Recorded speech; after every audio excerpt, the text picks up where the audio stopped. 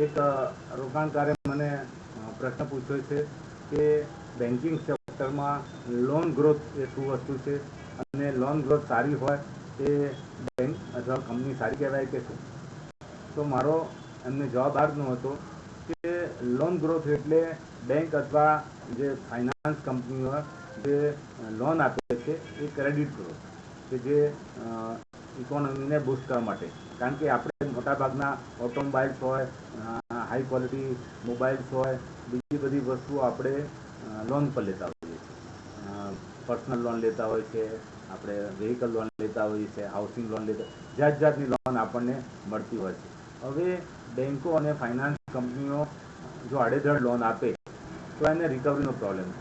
હવે આપણે જોઈએ છીએ કે સરકારી બેન્કોમાં કરોડો રૂપિયા બેન્કોના ડૂબી ગયા હતા. એનું કારણ કે એમને લોન આપેલી પછી રિકવરી ન થઈ.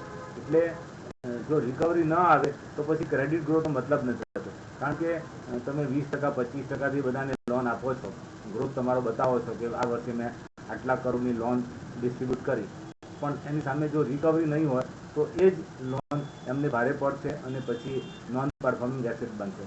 એટલે મારી દ્રષ્ટિએ જે કંપનીઓ જે કહેવાય ને સાવચેતીપૂર્વક લોન આપી હોય, પહેલાં લોન લેનાર વ્યક્તિના ક્રેડેન્શિયલ જોતી હોય, લોન લેનાર પાસેથી પૂરતા ગેરંટર લેતી હોય અને એનો ટ્રેક રેકોર્ડ સારો હોય તો જ લોન આપતી હોવી જોઈએ. બાકી જો આલતું ફાલતું વ્યક્તિને લોન આપી દીધી અને જો રિકવર નહીં થઈ તો એ ફાઇનાન્સ કંપની બેન્કો માટે પુષ્કળ પ્રોબ્લેમ ઊભા થઈ શકે છે અને બેંકને જે પોતાની બુક્સ છે, બુક્સ ઓફ એકાઉન્ટમાં પ્રોબ્લેમ ઊભા થતા હોય છે. એટલે આપણે ભૂતકાળમાં આ જોયું હતું, પણ હમણાં છેલ્લા કેટલા વર્ષોથી સિબિલ સ્કોર આવવાના કારણથી વ્યક્તિની પર્સનલ જે કહેવાય ને ક્રેડિટ કેટલી છે એ ખબર પડે છે. જેના કારણથી કંપનીઓ સાવધ થઈને લોન આપતી હોય છે.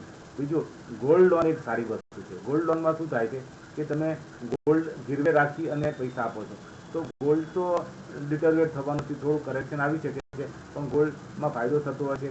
એટલે મોટાભાગે એવું જોવામાં આવ્યું છે કે ગોલ્ડ લોનમાં ડિફોલ્ટ નથી થતા.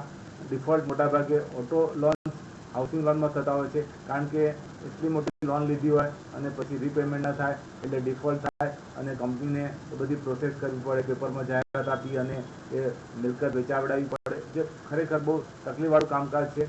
અને એના કારણથી બેન્કો અથવા ફાઇનાન્સ કંપનીઓ પણ તકલીફમાં આવી શકે છે. એટલે મારી દ્રષ્ટિએ જેનો લોન ગ્રોથ રિઝનેબલ હોય એ જ લેવી. બાકી કન્ટિન્યુઅસલી 20-25%થી લોન ગ્રોથ વધારતી હોય કંપનીમાં, આજે ને કાલે પણ પ્રોબ્લેમ આવી શકે છે. Thank you.